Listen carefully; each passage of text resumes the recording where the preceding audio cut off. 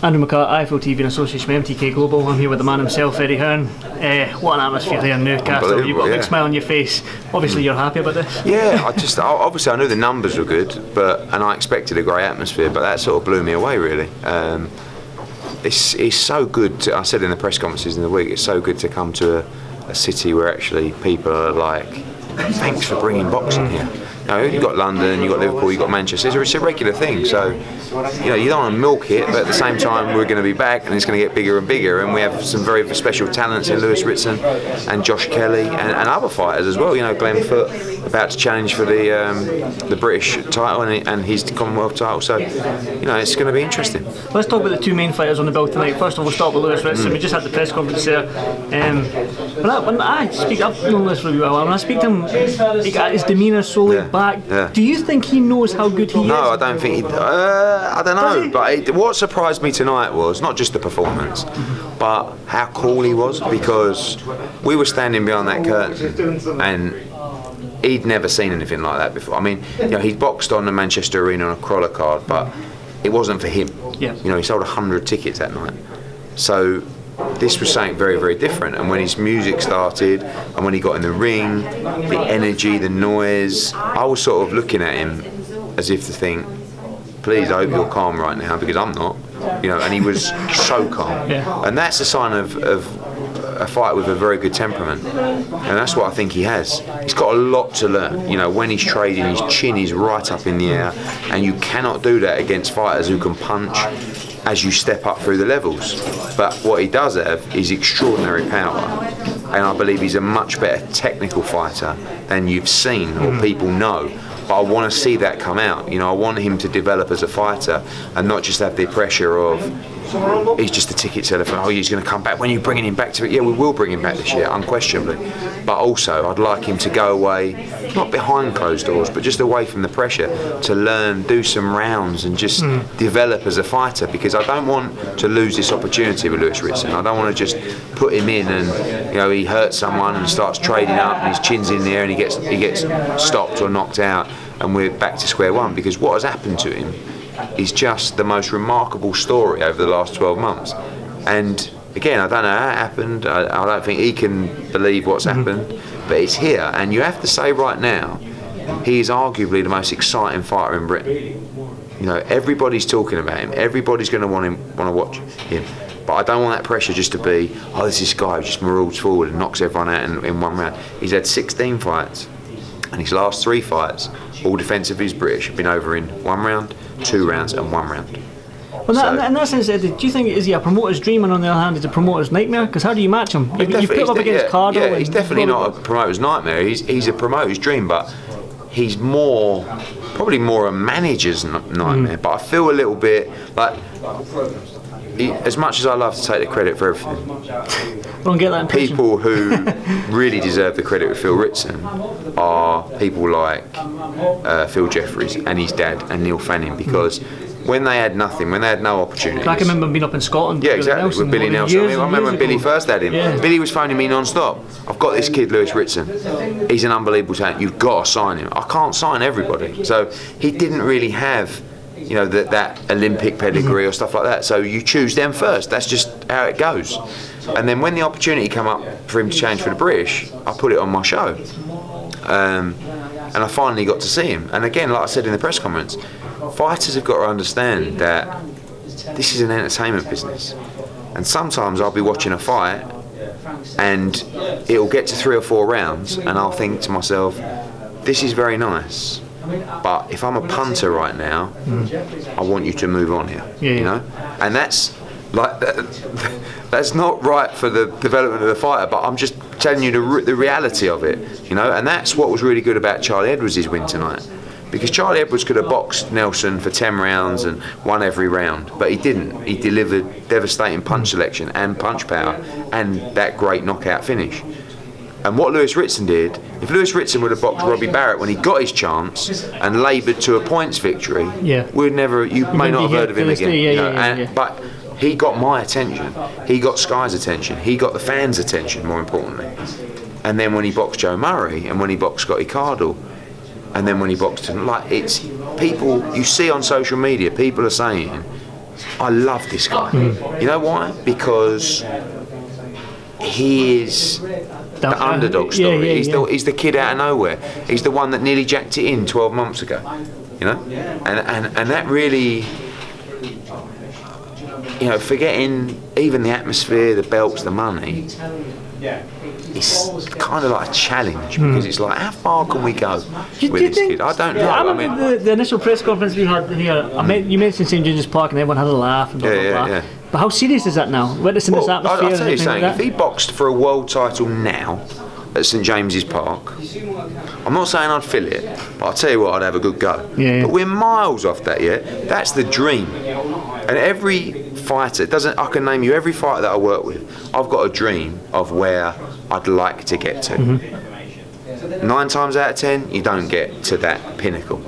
But with that support tonight, you know, that felt like when we did Frampton Martinez in the Odyssey. You know, that felt like when we did Warrington Dielli at the EFD Arena. The difference is those two guys are very entertaining fighters. Lewis is cut from a different kind of cloth. He may not get as far as those guys if he continues to fight that way. I don't know. But what it is a style and an entertaining animal that I've not seen before. I mean, he hits you with a jab.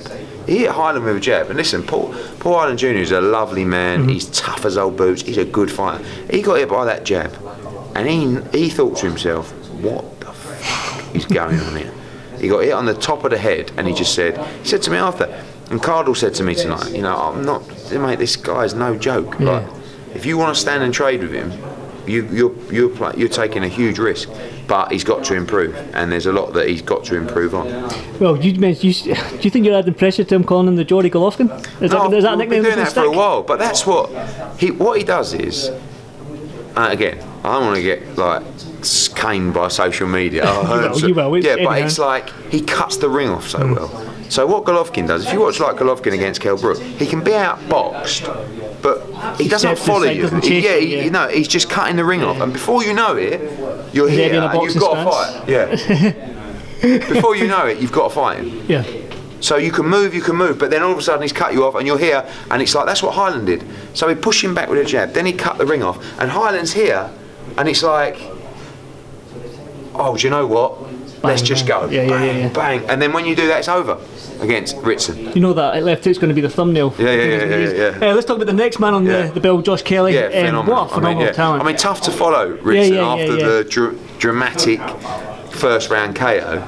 But you're talking about a guy that's had 6 fights who, and I don't mean this disrespectfully to Chris George, it looked like, you know, close to a mismatch because Kelly is so good. But Kelly is going to switch off when he gets a little bit bored. Sometimes, like, genius is a strong word, but when you have that kind of sixth sense ability, like Josh Kelly, it's a bit like Ronnie O'Sullivan. You know, you need to motivate them in the right way because they're geniuses, and they're bored. If they're winning 5-0 and the bloke they're playing's no danger, it's like, I might play left-handed and then I've missed one, and then in boxing terms that relates to I'll just get, you know, I'll catch one here, catch one there. So when he's scared, but when he's on edge and he knows the threat. And do you think he needs to take that punch to get him going, or is that not when he knows? Like I think deep down he knew that this guy was not on his level. So, but listen, it was still a brilliant performance. But you know, I feel like you're going to see the best of him when he's so switched on and he's twitching, and he's fainting rather than just sort of marauding forward. I'm doing a lot of this. No, you've got the skill. So I thought it was a brilliant performance. 7 fights in. WBA Intercontinental Champion, Commonwealth Champion. It's the same like with Lawrence Okolie, you know, he's obviously done the same thing. These guys are moving very quickly. The future's bright, I suppose, isn't it? Yeah, it's very bright. You know, we live in a world where people are unrealistic and they want it now, but they're called fans and they're very, very important. That's me. But they're very important, and I know, because I'm a fan. I want it all now. I want Josh Kelly to fight, you know, Jeff Horn. He beat Jeff Horn, in my opinion. But we have to be real. I'd like Lewis Ritson to fight Ray Beltran. Ray Beltran for WBO World title. I mean, I believe he wins that fight. But how confident am I? Because he's not boxed anywhere near that level. Let's not get carried away. And what I like about the team is they want to be reined back. You know, they know that we've got something special. It's great, but it's not just a case of quick book Newcastle and just stick him in with a massive fight, and because we're just scratching the surface. So, but Josh Kelly's just a freak talent, and you know, like I said in the press conference, people talk about who's headlining and stuff like that. They're very different brands, like I said in the press conference. You've got Josh Kelly, is this sort of golden boy kid who looks like a film star, who's gonna pretty boy, who's gonna be lighting up America. He's gonna go on pay-per-view cards. He'll box in the North East unquestionably. Then you've got Lewis Ritson, who is more a man of the people. He's down the local shops in Newcastle. He goes to St James's Park to watch the match. You know, like. He's like Ricky Hearn in that respect, and that's when you are a massive ticket seller because you're accessible. You know. Well, that last question then, Eddie, because obviously we're both tired here. With Josh, Lewis, and a couple of other boys from the North East, is this just the start? We're scratching the surface of something massive? It is. Here? I mean, we've been here before, not in the North East, but when moments where someone breaks through from an area or a city that's sort of undeveloped in terms of big time boxing or recently, and. I feel like we're there again, but we just, you know, like I phoned my dad like after the press conference. I just said, "You watch that?" He said, "Yeah, he's got to keep his chin down." He said because he can't do that as he goes up the levels. These are boxing people who know. It's just like we've got something here that is really, really exciting and special. And like I said, it's an entertainment business. If you can do that to people as you go through the levels, you are going to be a pay-per-view fighter because. It's the same with Joshua. You know, when he was coming through the levels, it's just he's just demolishing people, and that's what Ritson's doing. People don't care if it's over in 10 seconds. If he fights like that, they are going to love it. But we might not love it because you know we're sitting there going, "Oh, blimey!" And you know, who knows? He could have walked onto one tonight when they're trading, and you know, gone the other way. But you don't want to be trading with Lewis Ritson. It's very, very dangerous. Like if you got. Two guys and one's Lewis Ritson and they're trading punches. I know who I'm backing. There's one winner. I know. But as you progress and you come across quality fighters who can really punch, just got to be more clinical, and that's why I just want to take him. And sometimes I say not closed doors, but just like find a 10-rounder in New York or something like that, just where we'll stick him in with a Mexican who's like never been stopped or something like that, so he can do the rounds. It's learning the trade, I suppose. He's had 3 fights. His last 3 fights have gone 1 round, 2 rounds and 1 round. So if they would have gone 10, 11 and 12, I'd be probably sitting here going, you know, we're ready to move forward now. But he's got a good team around him.